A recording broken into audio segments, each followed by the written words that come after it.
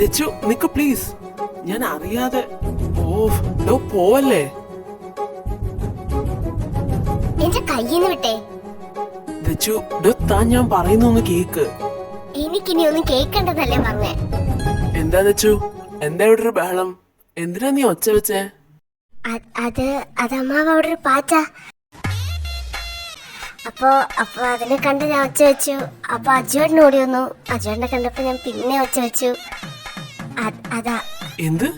നീ എന്തൊക്കെയാടി കൊച്ചേ പറയുന്നേ? ഓ, പാറ്റേനെ കണ്ട് പേടിച്ചോന്ന്, അത്രേ ഉള്ളൂ. അപ്പൊ ഞാൻ പോട്ടെ. ഓ, ഇങ്ങനൊരു പെങ്കൊച്ച്. അവക്ക് ഈ പാറ്റേനെ പല്ലീനെയൊക്കെ ഭയങ്കര പേടിയാ. എനിക്കും തോന്നി. എന്തായാലും ഒന്നുകൂടെ ക്ലീൻ ചെയ്യിക്കാം മോനെ. ഇത്രയും ദിവസം അടഞ്ഞിടുന്ന മുറിയല്ലേ. എന്നാ ചെല്ല്, നോ ഫ്രഷ് ആയിട്ട് വാ. ഓ എന്റെ ഭഗവാനെ, എന്റെ ടൈമാണ് നല്ല ബെസ്റ്റ് ടൈം. എന്തില് തൊട്ടാലും പ്രശ്നമാണ്. ഇനി ഞാൻ എങ്ങനെയാ ദച്ചുവിനെ ഫേസ് ചെയ്യും? എല്ലാം കൂടെ ആലോചിച്ചിട്ട് ഇവിടെ വന്നു കയറിയപ്പോ തൊട്ട് എനിക്ക് ഓരോ പണിയാ. എന്നാലും എന്റെ കൃതി.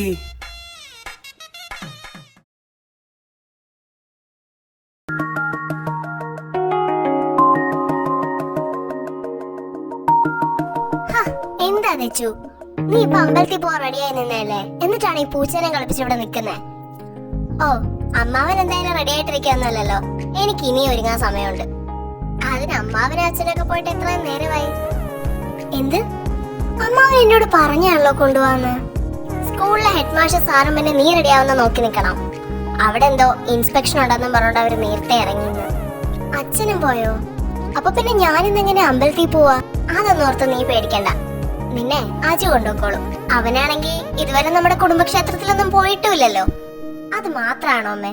ഞാൻ പറഞ്ഞല്ലേ, അടുത്ത ആഴ്ച എന്റെ കോളേജ് റീ ഓപ്പണിംഗാ. അതിന് കുറച്ച് ഷോപ്പിങ്ങും കാര്യങ്ങളൊക്കെ ഉണ്ട്. അതിനൊക്കെ ഞാൻ എങ്ങനെ അയാളെ കൊണ്ട് പോവാ? അതിനെന്താ കുഴപ്പം? എന്നാ പിന്നെ നിന്റെ കൂടെ ഡ്രസ് എടുക്കാൻ ഞാൻ ശരത്തിനെ വിളിക്കാം. അവനാകുമ്പോ കൊച്ചിന്ന് പോയില്ലെന്നാ കേട്ടത്. അയ്യോ, അതൊക്കെ ഭയങ്കര ബുദ്ധിമുട്ടാവില്ലേ? ആർക്ക്? എനിക്ക്. അതിനേക്കാ ഭേദം ഇയാളാ. ഇവളെ കൊണ്ട് എന്റെ പൊന്ന് തെച്ചു, നീ ഒന്ന് പോയി റെഡി ആയിക്കേ. ഞാൻ എത്ര പറഞ്ഞിട്ടാന്നറിയാവോ അജു ഒന്ന് സമ്മതിച്ചേ? വന്നപ്പോ തൊട്ടുള്ള നിന്റെ ജാട കാരണമാണെന്ന് തോന്നുന്നു. അവന് നിന്റെ കൂടെ വരാൻ എന്തോ ഒരു ഇഷ്ടക്കേടുണ്ട്. ഇനിയെങ്കിലും മനുഷ്യന്മാരുടെ മര്യാദയ്ക്ക് പെരുമാറാൻ പഠിക്കേണ്ട തെച്ചു. ഇനി അതിനും എന്റെ മെക്കിട്ട് കയറിക്കോ.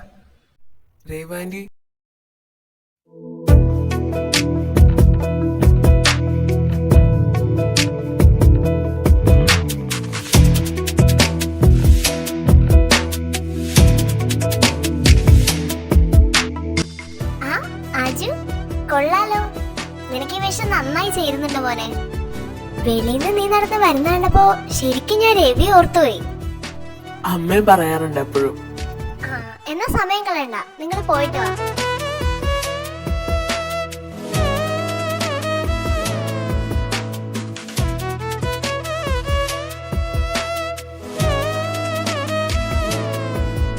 എടോ ദച്ചു, താനിങ്ങനെ മിണ്ടായിരുന്ന എനിക്കിവിടുത്തെ വഴിയൊന്നും അറിയില്ല. ഇപ്പൊ നേരെ പോ. വളവും തിരിവൊക്കെ വരുമ്പോ ഞാൻ പറഞ്ഞാ പോരെ? ഇവളെ കൊണ്ടിത്. ദച്ചു, നീ എന്നെ തെറ്റിദ്ധരിച്ചിരിക്ക. ഞാൻ പറയുന്നൊന്ന് കേക്ക്. എനിക്ക് ആരെ കുറിച്ച് യാതൊരു തരത്തിലുള്ള ധാരണയില്ല. പിന്നെ ഇയാളെ കൂടുതൽ ന്യായീകരിക്കാനും വിശദീകരിക്കാനും ഒന്നും നിൽക്കണ്ട.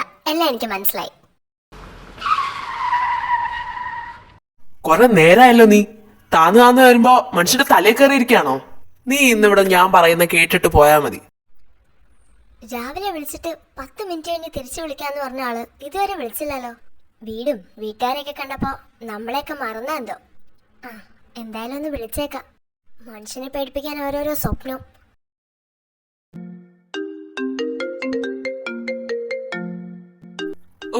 അപ്പോഴേക്കും അടുത്തത്.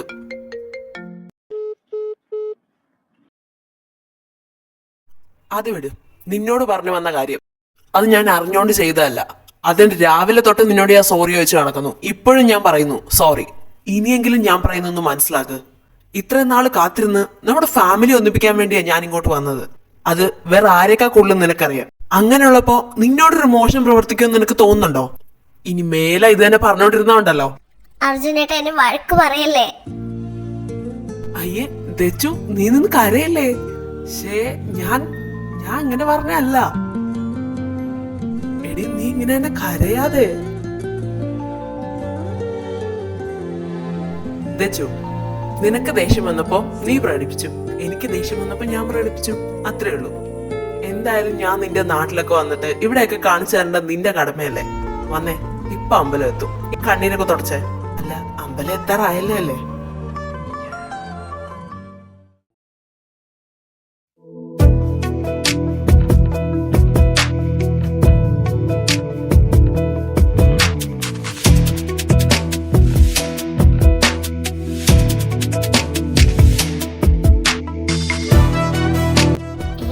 ഇവിടെ അജുവേട്ടൻ ഇവിടെ.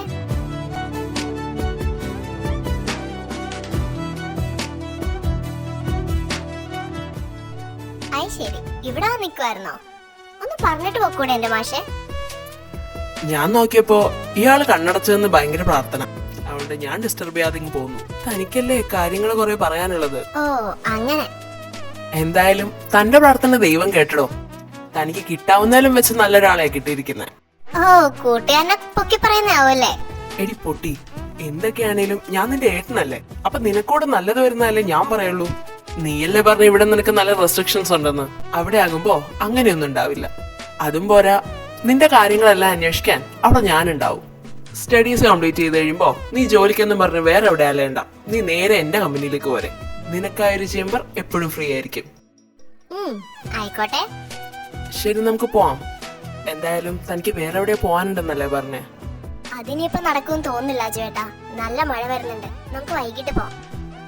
ആയിക്കോട്ടെ. എന്തായാലും നീ വേഗം നടക്ക്. വണ്ടി പാർക്ക് ചെയ്യുന്നിടത്ത് എത്തുന്നവരെ ഈ മഴയൊന്ന് പെയ്യായിരുന്നാ മതിയായിരുന്നു. ഓ, ഒരു ബാംഗ്ലൂരുകാരൻ നാട്ടിലെത്തിയ ഒരു ചെറിയ മഴയൊക്കെ നനയണം സാറേ. അയ്യോ, ഇതാണോ മലയാള തനിമ? നിന്റെ പറച്ചിലേട്ടാത്തൊന്നും മഴയൊക്കെ ഇവിടെ മാത്രമേ ഉള്ളൂന്ന്. ഓ പിന്നെ, ഞാൻ അറിഞ്ഞിടത്തോളം അവിടെ ചൂടും പൊടി മാത്രമേ ഉള്ളൂ. ആരമൊക്കെ അറിവ് പറഞ്ഞു തന്നെ. ഡോണ്ട് അണ്ടർസ്റ്റിമേറ്റ് ദ്രൗപദി മാൻ. ഞങ്ങൾക്ക് അവിടെ ബാംഗ്ലൂർ വരെ കോണ്ടാക്ട് ഉണ്ട്. ഓഹോ, ഇത്രയും വലിയ പുള്ളിയാണെന്ന് ഞാൻ അറിഞ്ഞില്ല. മാഡം നടക്ക്.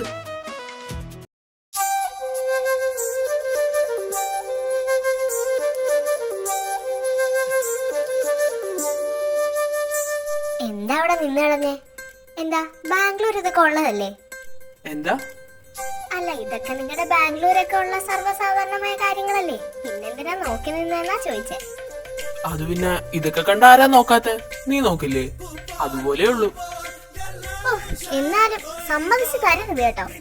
എന്ത്? നമ്മുടെ നാട് തന്നെയാ നല്ലതെന്ന്.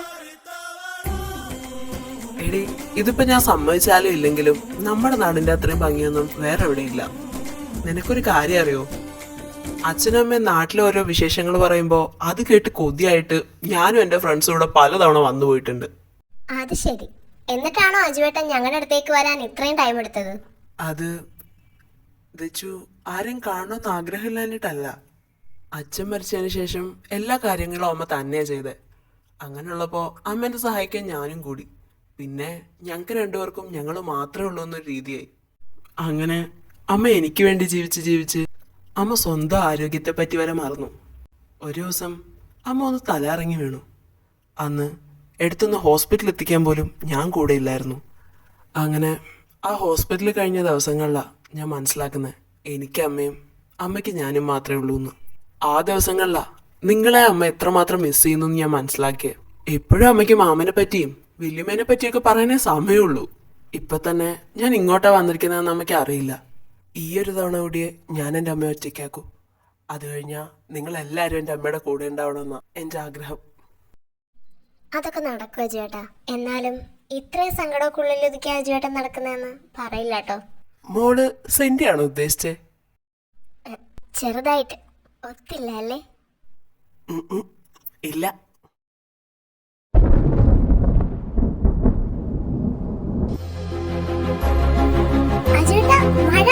ഇനിയിപ്പൊ എന്താ, നനയാനുള്ള നനഞ്ഞില്ലേ? ഇനി ഇവിടെ എങ്ങാനും കേറി നിൽക്കാൻ സ്ഥലമുണ്ടോ? നീ വരുന്നില്ലേ? ഇത് ആകെ നനയുന്നോന്ന്. എനിക്ക് പേടിയാ. ഇടി, നീ ഈ വഴിയല്ലേ അങ്ങോട്ട് കയറിയത്? അത് പിന്നെ അങ്ങോട്ട് പോയപ്പോ ഇതിനത്ര വെള്ളം ഇല്ലായിരുന്നല്ലോ. എങ്ങാനും വീണ എനിക്ക് നീന്താൻ പോലും അറിയില്ല. ഓ, നിനക്ക് പിന്നെ എന്തോ അറിയാവുന്നേ? അതാണ് ഇപ്പൊ ഇവിടുത്തെ പ്രശ്നം. എന്നെ ചെറുപ്പത്തിൽ ആരും നീന്താവൊന്നും പഠിപ്പിച്ചു. അയ്യോ വേണ്ട, ഈ ഫ്ലാഷ് ബാക്ക് കേട്ട് കേട്ട് ഞാൻ മടുത്ത്. ഇനിയിപ്പോ ഒരു വഴിയേ ഉള്ളൂ. നീ കൈ നീട്ട്, ഞാൻ പിടിച്ചോളാം. ഉറപ്പാണോ? ഉറപ്പ്.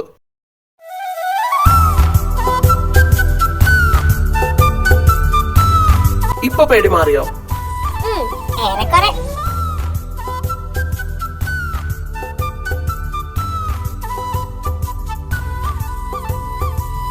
അജുവേട്ടാ, നമുക്ക് ഈ മഴ മാറുന്നവരെ ഇവിടെ നിന്നാലോ? ശരി ശരി, വാ. ആരിത്? ദ്രൗപദി കുഞ്ഞോ? അല്ല, ഇത് മോളെ പെണ്ണ് കാണാൻ വന്ന ചെറുക്കനല്ലേ? ഞാനാ കഴിഞ്ഞ ദിവസം നിങ്ങളുടെ വീട്ടിലേക്കുള്ള വഴി പറഞ്ഞു കൊടുത്തെ. എന്താ കുട്ടിയെ, നീ ഈ പരിഷ്കാരി പെൺകുട്ടികളെ പോലെ ഇപ്പോഴേ കെട്ടാൻ മൂന്നാളായിട്ട് കറക്കം തുടങ്ങിയോ? കണ്ടോ, ഇതാണ് ഇവിടുത്തെ നാട്ടുകാർ.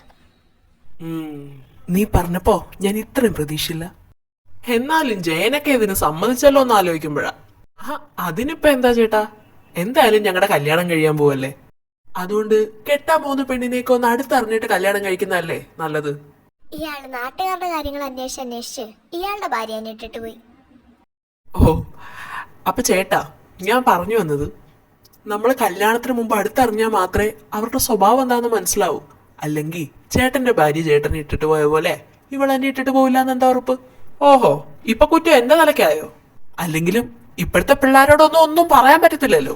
അതെ അതെ, ദച്ചു നീ വാ, ഇവിടെ നിൽക്കുന്നതിനൊക്കെ ഭേദം മഴ നനയുന്നതാ. അതെ അതെ. പിന്നല്ലാതെ എന്റെ അമ്മ പോലും എന്റെ കാര്യത്തിൽ ഓവറായിട്ട് ഇടപെടുന്ന എനിക്ക് ഇഷ്ടമല്ല. അപ്പോഴാണ് ഇനി വഴിയാ പോകുന്ന ചേട്ടൻ. അതൊക്കെ പോട്ടെ. ദച്ചു, നമുക്ക് ഷോപ്പിങ്ങിന് ഇപ്പൊ തന്നെ പോകാവേ. വൈകിട്ട് ഞാൻ കുറച്ച് ബിസി ആയിരിക്കും. അയ്യോ, വീട്ടിൽ പറയാതെയോ? അല്ല, അതുമല്ല, എന്റെ ഡ്രസ്സും ആകെ നനഞ്ഞിരിക്കല്ലേ. അതിപ്പോ നിന്റെ ഡ്രസ്സ് മാത്രമാണോ നനഞ്ഞിരിക്കുന്നേ? എല്ലാത്തിനും നമുക്ക് വഴി ഉണ്ടാക്കാം. നീ വന്നേ. വേറെ ആരുടെയും കൂടെ അല്ലല്ലോ പോകുന്നേ, എന്റെ കൂടെ അല്ലേ. ആന്റി മാമനും ഒന്നും പറയാൻ പോകുന്നില്ല.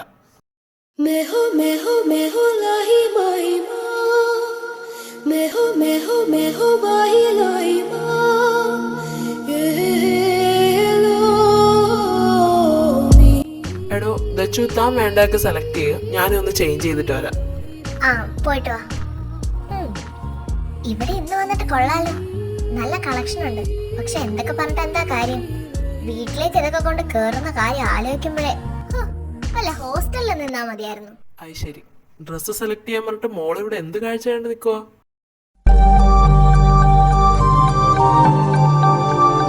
അല്ല, ഞാൻ ഡ്രസ്സ് നോക്കിക്കൊണ്ട് നിൽക്കുമായിരുന്നു. അപ്പൊ വെറുതെ. എവിടെ? എന്റെ ദച്ചു, ഇത്തരം തന്നെ ലേഡി വീട്ടിൽ ഇരിക്കുന്നതും. കോളേജിലൊക്കെ പോകുമ്പോ കുറച്ചും കൂടി കാഷ്വൽ ആയിട്ടുള്ള ഡ്രസ്സ് എടുക്കുന്ന നല്ലത്. നീങ്ങ് വന്നേ.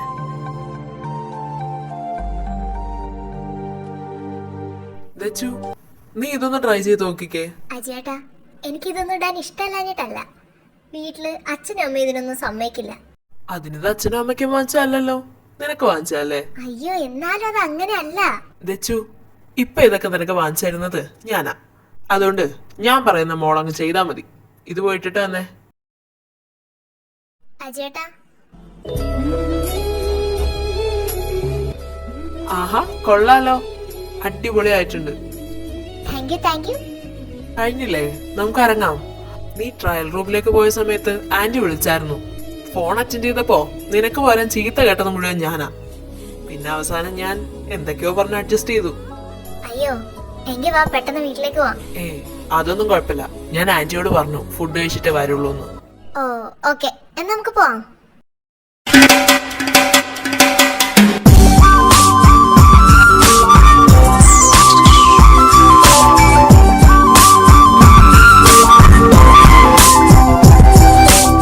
അതെ, ഇതിനു മുമ്പ് ആർക്കോ കാര്യമായിട്ട് ഡ്രസ്സ് എടുത്തു കൊടുത്ത ശീലം ഉണ്ടെന്ന് തോന്നുന്നു. അതെന്താ നീ അങ്ങനെ പറഞ്ഞേ? അല്ല, സാധാരണ ഞാനിവിടെ ഡ്രസ്സൊക്കെ എടുക്കാൻ വരാറ് മാമന്റെ കൂടെയാ. മൂപ്പർക്ക് ഈ വക കാര്യങ്ങളിലൊക്കെ ഇച്ചിരി ക്ഷമ കുറവാ. അതുകൊണ്ട് വേഗം ഞാൻ ഡ്രസ്സ് സെലക്ട് ചെയ്യുന്നു, പോകുന്നു. ക്ഷമയൊക്കെ തന്നെ വന്നതാ മോളെ. നിന്റെ അപ്പച്ചിയുടെ കൂടെ പോയി ഞാനിങ്ങനെ ആയത്. പക്ഷേ ഡ്രസ്സ് എടുക്കുന്ന രീതി കണ്ടിട്ട് അപ്പച്ചിയുടെ കൂടെ മാത്രമേ പോയിട്ടുള്ളൂ എന്ന് തോന്നുന്നില്ലല്ലോ. പിന്നെ മഹതിക്ക് എന്താണാവോ തോന്നുന്നത്? വലിയൊരു CID വന്നിരിക്കുന്നു. എന്തായാലും നീ ചോദിച്ച സ്ഥിതിക്ക് I am still A bachelor. അത് ശരി, അതിപ്പോ എനിക്ക് അറിയാവുന്ന കാര്യല്ലേ. ഓ ശരി, മോളെ തൽക്കാലം ഇപ്പൊ ഇത്രയൊക്കെ അറിഞ്ഞാൽ മതി. കഴിച്ചു കഴിഞ്ഞേക്ക് വന്നേ, നമുക്ക് വേറൊരു സ്ഥലത്തോട് പോകാനുണ്ട്. എവിടെ? വാടോ.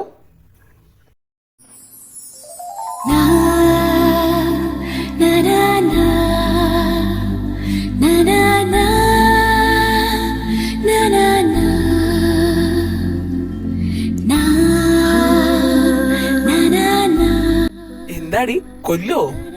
അയ്യോ സോറി, പെട്ടെന്ന് ഞാൻ കണ്ടില്ല. അവിടെ എന്നാ ഒരു കാര്യം ചോദിക്കട്ടെ? എന്താ? ശരത്ത് ഇവിടെ കൊച്ചിയിലുണ്ട്. കൂടിപ്പോയാലും 2 മണിക്കൂറത്തെ ഡ്രൈവ്. ഞാൻ വരാൻ പറയട്ടെ അവനോട്? അയ്യേ അതൊന്നും വേണ്ട, നമുക്ക് വീട്ടിൽ പോവാം. ഹാ, അതിനെന്താടി കുഴപ്പം? ഒന്ന് വന്ന് പെണ്ണ് കണ്ടെന്ന് പറഞ്ഞ് അങ്ങനെയൊക്കെ സംസാരിക്കാൻ പോണോ? എന്തൊക്കെയാണേലും ഞങ്ങളുടെ എൻഗേജ്മെന്റ് ഒന്നും കഴിഞ്ഞിട്ടില്ലല്ലോ. ഓഹോ, അപ്പൊ എൻഗേജ്മെന്റ് കഴിഞ്ഞിരുന്നെങ്കിൽ ഒരു കൈ നോക്കായിരുന്നു അല്ലേ? ആ, എനിക്കറിയില്ല. എന്താടി നിനക്കൊരു താല്പര്യം ഇല്ലാത്ത പോലെ?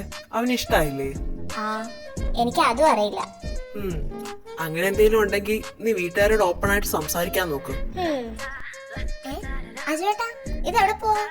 ഞാനേ ആന്റിക്കോട് എന്തെങ്കിലും കഴിക്കാൻ വാങ്ങിട്ട് തരാം. നിനക്കിനി എന്തെങ്കിലും വേണോ? അയ്യോ വേണ്ട, എന്റെ വയർ ഇപ്പോഴേ ഫുള്ളാ. ഏയ്, ഒരു ബജിക്കുള്ള സ്ഥലമൊക്കെ എന്തായാലും കാണും. എന്നാ പിന്നെ ഒരു കൈ നോക്കാം.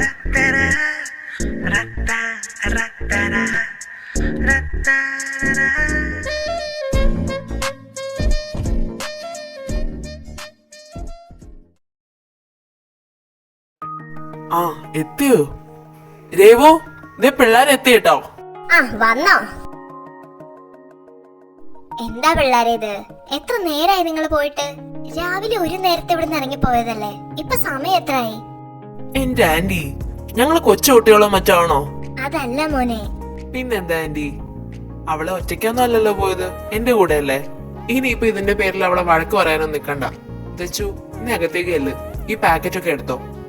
ആന്റി, ഇന്നാ കുറച്ച് സ്വീറ്റ്സ് ആന്റിക്ക് വേണ്ടി വാങ്ങിച്ചതാ. പിന്നെ ആന്റിക്കും മാമനും ജയനങ്ങളുടെ കൂടെയുള്ള ഡ്രസ്സ് അവളുടെ കയ്യിലുണ്ട് കേട്ടോ. ഇഷ്ടായോ നോക്ക്. പറ്റിയില്ലെങ്കിൽ നമുക്ക് നാളെ മാറ്റി വാങ്ങാട്ടോ. ഹാ ദച്ചു, നീ ഇതുവരെ പോയില്ലേ?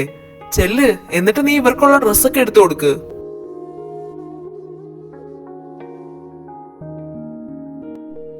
ഹരിയേട്ടാ, ഞാൻ നിങ്ങളോടൊരു കാര്യം പറഞ്ഞ അതിനെ പറ്റി നിങ്ങൾ ആലോചിക്കോ?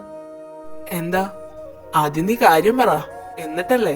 ശരത്തിന്റെ കല്യാണാലോചന നമ്മൾ ഉറപ്പിച്ചിട്ടൊന്നുമില്ലല്ലോ. ഹേമയെ കാണാൻ പോകുമ്പോ നമുക്ക് പിള്ളേരുടെ കാര്യം ഒന്ന് ആലോചിച്ചാലോ? ആ മാമ, അയ്യോ, നിങ്ങൾ സീരിയസ് ആയിട്ട് എന്തെങ്കിലും കാര്യം പറഞ്ഞോണ്ടിരിക്കായിരുന്നോ? അത് ഇല്ല, മോൻ പറ. അത് അവൾ എടുത്തിരിക്കുന്ന ഡ്രസ്സൊക്കെ ഞാനായിട്ട് സെലക്ട് ചെയ്ത് കൊടുത്തതാ. ഇനി അതൊക്കെ ഇട്ട് നോക്കുമ്പോ അവളെ വഴക്ക് പറയരുത്. ബാംഗ്ലൂരൊക്കെ ഇതിലും മോഡേൺ ആയിട്ടാ പെൺകുട്ടികൾ നടക്കുന്നത്. അത്രയൊന്നും ഇല്ലെങ്കിലും അവക്കൊരു ചേഞ്ച് ഒക്കെ വേണ്ടേ? ഇനി കല്യാണം കഴിഞ്ഞാൽ അവൾ അവിടെയല്ലേ കഴിയണ്ടേ? ചിലപ്പോ ശരത്തിന്റെ ഫാമിലിക്ക് അതൊക്കെ ഓക്കെ ആയിരിക്കും. എന്നാലും ഇടയ്ക്ക് അമ്മ പറയുന്നത് കേൾക്കാം, ഏതോ പാമ്പിനെ തിന്നുന്ന നാട്ടിൽ ചെന്നാ അതിന്റെ വലിയ കഷ്ണം തന്നെ കഴിക്കണമെന്നോ, സംതിങ് ലൈക്ക് ദാറ്റ്. മനസ്സിലായി മനസ്സിലായി. ഞങ്ങളായിട്ടൊന്നും പറയാൻ നിൽക്കുന്നില്ല. ഇനി നിങ്ങളായി നിങ്ങളുടെ പാടായി. എന്നാ ശരി, ഞാൻ എന്നാ പോയി ഫ്രഷ് ആവട്ടെ. കണ്ടോ, അവന്റെ മനസ്സിൽ അങ്ങനെ ഒന്നുമില്ല. വെറുതെ പിള്ളേരുടെ മനസ്സിൽ അങ്ങനെ ഒന്നും ഇല്ലാതെ നമ്മളിരുന്ന് ഓരോന്നും പറഞ്ഞിട്ട് കാര്യമില്ല. അങ്ങനെയൊക്കെ തീരുമാനിച്ചോണ്ടാ ഇപ്പോ ഹേമയുടെയും ജയന്റെ ഒക്കെ ജീവിതം കണ്ടില്ലേ. ഇനി ഒരു പരീക്ഷണം കൂടി വയ്യ.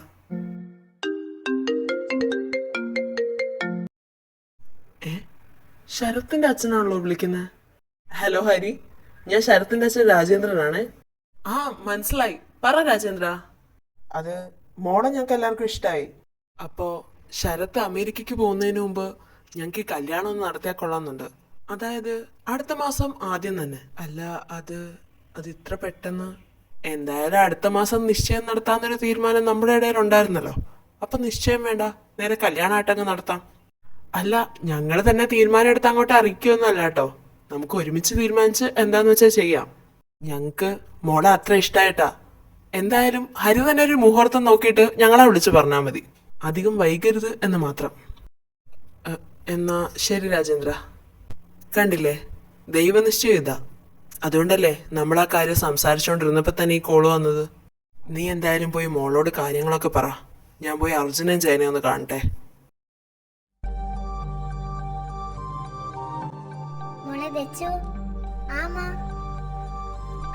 ഇത് കൊള്ളാലോടി, നിനക്ക് ഇത്തരം ചേരുന്നുണ്ട് കേട്ടോ.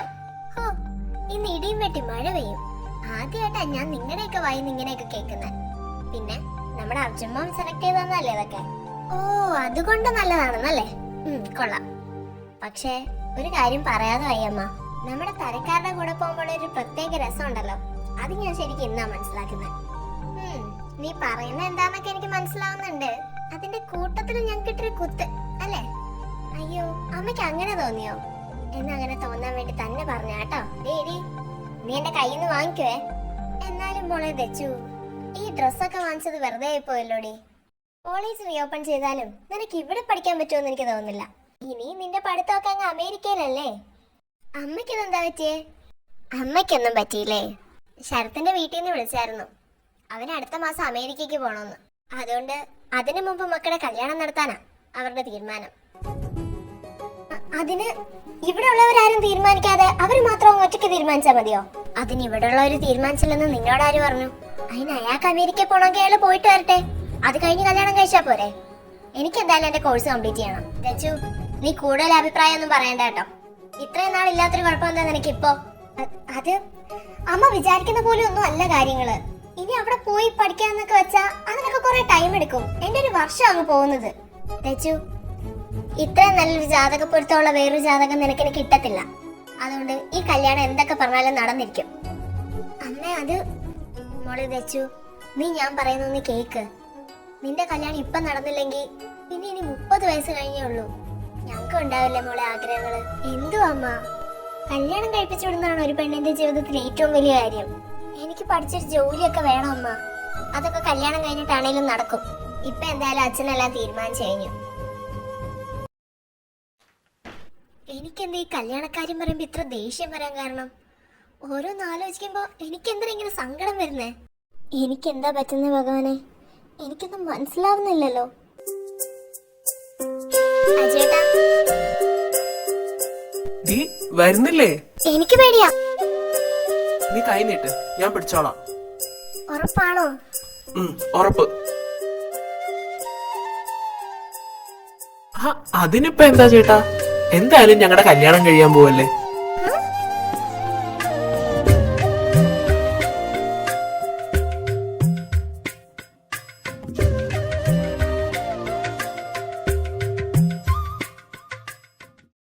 ആഹാ, കല്യാണപ്പെണ്ണ് ഇപ്പോഴേ സ്വപ്നം കാണാൻ തുടങ്ങിയോ? ഹലോ, നിന്നോടാ. നീ ഇത് ഏത് ലോകത്താ ദച്ചു? എന്താ ചേട്ടാ പറഞ്ഞേ? എന്നാലും എന്റെ ദച്ചു, നിന്നെ ഇപ്പൊ ഒരു ചാക്കിലാക്കി പിടിച്ചു കൊടുത്താ അപ്പ കൊണ്ടുപോകുന്നും പറഞ്ഞ നമ്മുടെ ശരത്തിന്റെ വീട്ടുകാരിരിക്കുന്നത്. അതിനും വേണ്ടിയൊക്കെ നിനക്ക് എന്താടി? ഞാൻ നോക്കിയിട്ടൊന്നും കാണുന്നില്ലല്ലോ. ആകെ പോയിട്ട് കുറെ ഫ്ലാഷ് ബാക്ക് ഉണ്ട്. അത് ഞാനല്ലാതെ വേറെ ആരും കേട്ടിരിക്കുമെന്ന് എനിക്ക് തോന്നുന്നില്ല. ദച്ചു, ദച്ചു നീ കരയുവാണോ? അജുവേട്ടാ, ദച്ചു